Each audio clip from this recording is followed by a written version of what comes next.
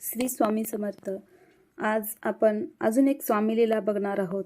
तर गारोडी येथील राहणारे सीताराम पंत नेने अतिशय सात्विक श्री रामभक्त होते. त्यांना श्रीरामाच्या दर्शनाची ओढ होती आणि प्रत्यक्ष रामाचा साक्षात्कार व्हावा असा त्यांचा ध्यास होता.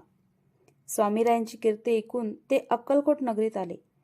जेव्हा स्वामींना सगुण रूपात बघितले, स्वामींचे अजान बाहू, ओजस्वी तेजस्वी कोटी सूर्यांचे तेज बघितले, तेव्हा जणू काही स्वामी महाराज त्यांना सांगत आहेत की अरे मीच राम आहे असे वाटले. आणि त्यांच्या मुखातून एकच शब्द निघाला, मला आज राम भेटला. त्यानंतर त्यांनी आपली श्री राम उपासना स्वामी दरबारात सुरू केली.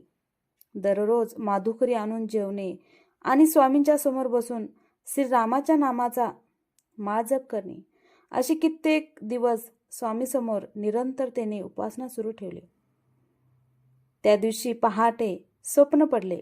स्वामी स्वतः श्रीरामाच्या रूपात त्यांच्या समोर आले आणि त्यांच्या मनातील सर्व प्रश्नांची उत्तरे दिली. तेव्हा ते जागे झाले. स्वामींनी स्वप्नात सांगितलेले स्वामी बोध सीताराम पंतांच्या स्मरणात राहिले.